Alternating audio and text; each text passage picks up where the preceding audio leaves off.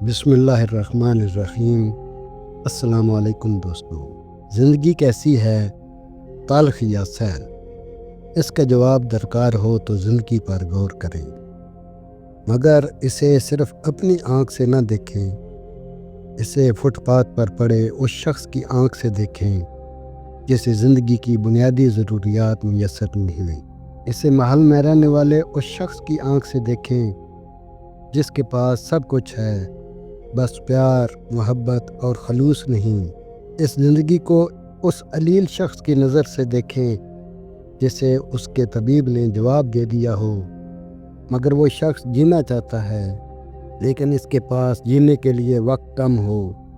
اور پھر اس زندگی کو اس علیل شخص کی آنکھ سے بھی دیکھیں جس کے مرض کا علاج تو موجود ہے، مگر وہ اپنے ٹھیک ہونے کا کبھی نہ ختم ہونے والا انتظار کر کے اس قدر تنگ آ چکا ہو کہ اب جینا ہی نہیں چاہتا۔ اس طرح زندگی کا مختلف لوگوں کی آنکھ سے مشاہدہ کریں تو معلوم ہوگا کہ یہ کتنی تلخ ہے، مگر اس کے تلخ ہونے کے باوجود ہم اپنے ارد گرد لوگوں پر غور کریں تو کچھ لوگ خوش مزاج ہوتے ہیں، کچھ نرم مزاج، کچھ شرارتی اور کچھ سنجیدہ لوگ ہوتے ہیں۔ یہ تو چلے زندگی کی تلخیوں سے اکتائے ہوئے ہوتے ہیں، مگر یہ جو خوش مزاج لوگ ہوتے ہیں جنہیں ہم نان سیریس کہتے ہیں، جو ان کانٹوں سے بھرپور راہوں پر دوسروں کے چہروں پر خوشیاں بکھیرنے میں مصروف ہوتے ہیں، کیا انہیں کوئی دکھ نہیں ہوتا؟ یا پھر ہمارا رب جو نہایت عادل ہے، اس نے اتنی بڑی ناانصافی کر دی ہے کہ کچھ لوگوں کو دکھ دیے اور کچھ کو خوشیاں دے دی؟ لیکن کیا آپ نے کبھی ان خوش مزاج لوگوں کے پاس بیٹھ کر انہیں وقت دیا ہے؟ کیا کبھی ان سے ان کی زندگی کے تجربوں پر بات کی ہے؟ میں کہنا چاہ رہا ہوں کہ ہر شخص، چاہے وہ چھوٹا ہو یا بڑا، امیر ہو یا غریب، وہ کسی نہ کسی پریشانی کا شکار ضرور ہوتا ہے۔ ہم میں سے ہر کوئی کسی نہ کسی وجہ سے گل سڑ رہا ہوتا ہے، بس مختلف لوگوں کی پریشانی پر رد عمل مختلف ہوتا ہے۔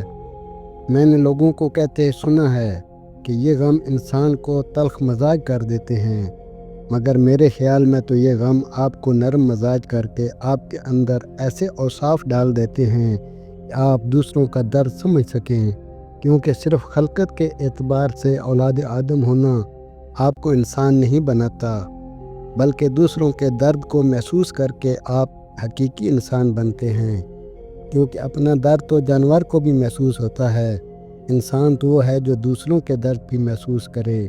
بہرحال زندگی بالکل بھی مشکل نہیں ہے، ہم نے اسے مشکل بنا رکھا ہے۔ ہم نے اپنی بے جا خواہشات کے انبار لگا کر اسے مشکل بنا رکھا ہے۔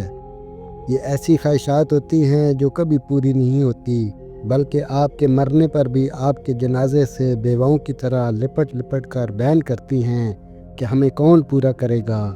اب دماغ میں یہ سوال اٹھتا ہے کہ زندگی کو آسان کیسے بنایا جائے؟ ہم کبھی اتنی مشکلات کی گرفت میں آ جاتے ہیں کہ ہم چاہتے ہیں کہ ہمیں کوئی سننے والا ہو، کوئی ایسا شخص موجود ہو جس کے سامنے ہم دل کھول کر رو لیں۔ تو ایسا دوست ہم اس ذات کو کیوں نہیں بنا لیتے جس نے ہمیں تخلیق کیا، جس کے ایک کن کہنے پر سورج رات کی تاریکی توڑ کر صبح تخلیق کرتا ہے؟ وہ ذات اگر نہ چاہے تو آپ سوچ بھی نہیں سکتے، تو پھر سب جانتے ہوئے بھی آپ اپنی ذات کا پہلو اس ذات کو کیوں نہیں سونپ دیتے جو ہر چیز پر قادر ہے؟ جس نے مشکل میں ڈالا ہے وہ مشکل سے نکال بھی تو سکتا ہے۔ زندگی میں ہم کبھی ایسے مقام پر بھی آ جاتے ہیں جہاں سارے رشتے ختم ہو جاتے ہیں، وہاں صرف ہم اور ہمارا اللہ ہوتا ہے، کوئی ماں، باپ، بہن، بھائی اور دوست نہیں ہوتا۔ پھر ہمیں پتہ چلتا ہے کہ ہمارے پیروں کے نیچے نہ زمین ہے نہ سر کے اوپر آسمان، بس ایک اللہ ہے جو ہمیں اس خلا میں تھامے ہوئے ہے۔ پھر پتہ چلتا ہے کہ ہم زمین پر مٹی کے ایک ذرے یا درخت پر لگے ایک پتے سے زیادہ حیثیت نہیں رکھتے۔ دنیا میں تمام محبتوں کو زوال حاصل ہے، تو پھر ہم لوگ اس سے محبت و دوستی کیوں نہیں کر لیتے جو لا زوال ہے؟ آدمی اللہ کو یاد بھی تب کرتا ہے جب درد کا، غرض کا یا پھر مرض کا مارا ہو۔ ہم اگر بغیر غرض کے اس ذات کے ساتھ ہو جائیں تو ہمیں اطمینان حاصل ہو جائے گا۔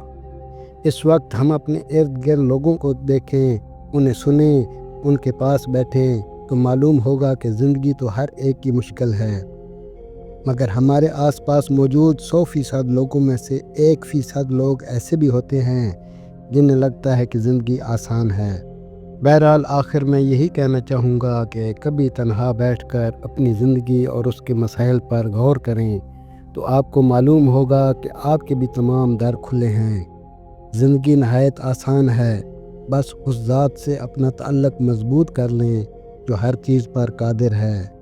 سورہ یوسف سکھاتی ہے کہ بیمار صحت یاب ہو جاتے ہیں، کھوئے ہوئے مل جاتے ہیں، مشکلیں آسانیوں میں بدل جاتی ہیں اور غم خوشیوں میں بدل جاتے ہیں، اور بے شک یہ سب اللہ کی مرضی سے ہوتا ہے، لہٰذا اسی پر انحصار کریں۔ جس کی مٹھی میں سب ہے وہ وہی کرتا ہے جو بہترین ہوتا ہے۔ انسان کی عقل محدود ہے، جبکہ وہ جو ہماری زندگی کا مالک ہے اس کی عقل لامحدود ہے۔ اگر ہم اللہ کی رضا میں اپنی رضا جان کر خوش ہو جاتے ہیں تو اس مشکل وقت میں بھی اللہ ہمارے دلوں میں سکون ڈال دیتا ہے، اور اگر اس سے دور ہو جائیں گے تو خوار ہو جائیں گے۔